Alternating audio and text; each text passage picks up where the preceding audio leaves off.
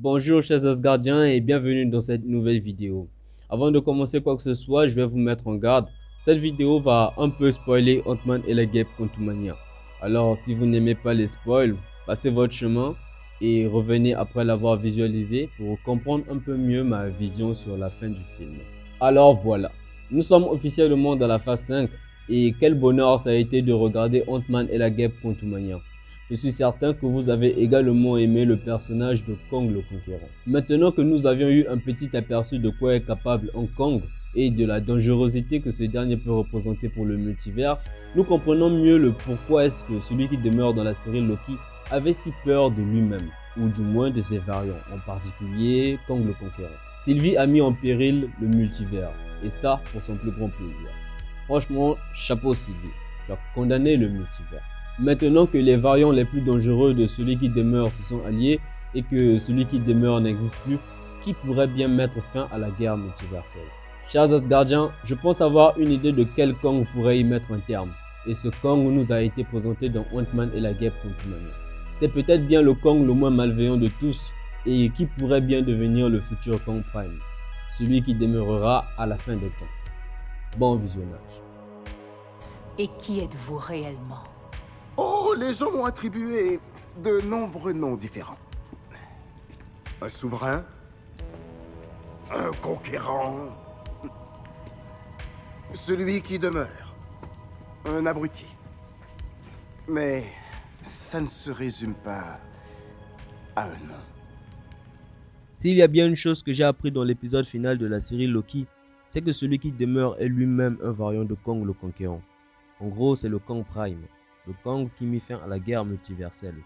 Et comme lui-même l'a fait savoir à Loki et Sylvie lors de leur conversation, lui tout comme eux sont des méchants. Ils ont tous commis des choses horribles, terribles, à la seule différence que celui qui demeure commet ses atrocités pour une bonne cause, qui est de protéger le multivers et d'empêcher que l'éternel flux temporel se divise davantage pour empêcher ses autres variants de nuire. Il n'est pas non plus un gentil. En gros, il est ni bon ni mauvais.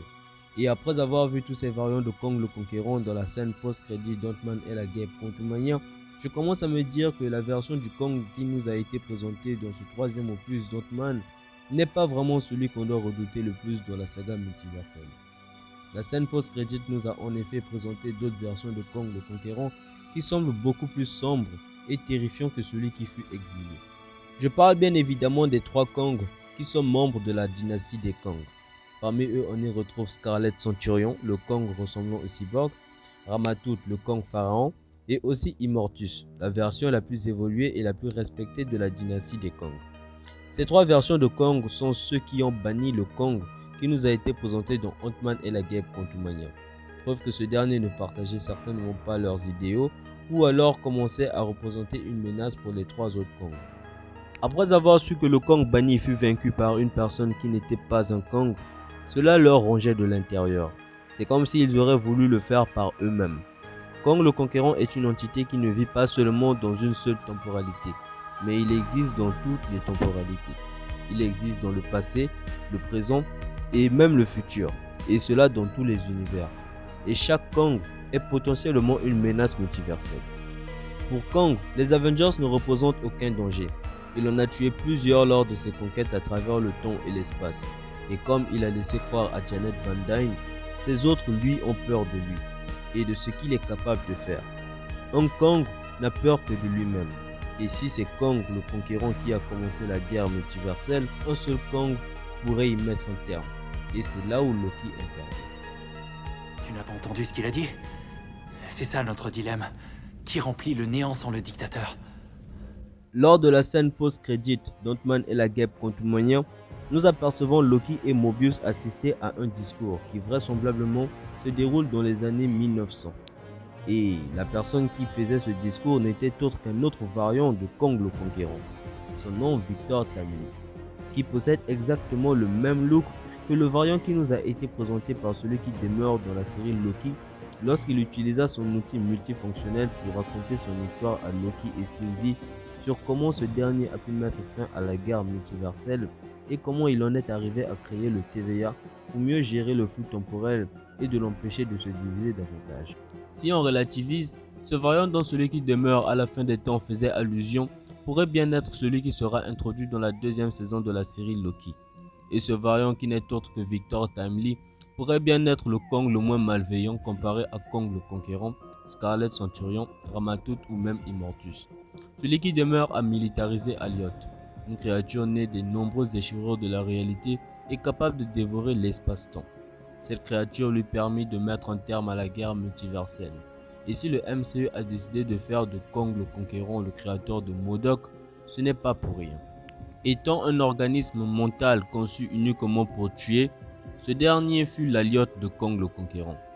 Quant à Alioth, il n'a jamais été mentionné quelque part que ce dernier n'existe plus dans le MCU. Ce dernier n'a jamais été tué dans la première saison de la série Loki, il a juste été enchanté par Sylvie. Alors je suppose que ce dernier continuera à protéger la citadelle de celui qui demeure, bien qu'il ne soit pas conscient que ce dernier soit mort. Mais comme ce dernier l'avait dit avant de mourir, il reviendra. Et si ma théorie est juste, alors Victor Timely fera la connaissance de Loki et de Mobius lors de la deuxième saison de la série Loki. Ce variant de Kang finira par étudier Alioth avant et pendant l'avènement des guerres secrètes. Et comme Loki est conscient de ce qui se prépare et de ce qui se passe à la fin des temps, ce dernier aura pour mission de retrouver le dictateur à ses débuts et de le faire prendre conscience du danger que ces variants malfaisants représentent pour le multivers. Un chaos cataclysmique est sur le point de se produire, et pour empêcher cela, seul un variant de Kang pourrait y mettre un terme. Et ce variant pourrait bien être Victor Timely, qui nous sera présenté dans la deuxième saison de la série Loki, qui est censée sortir cet été 2023. Kang reviendra.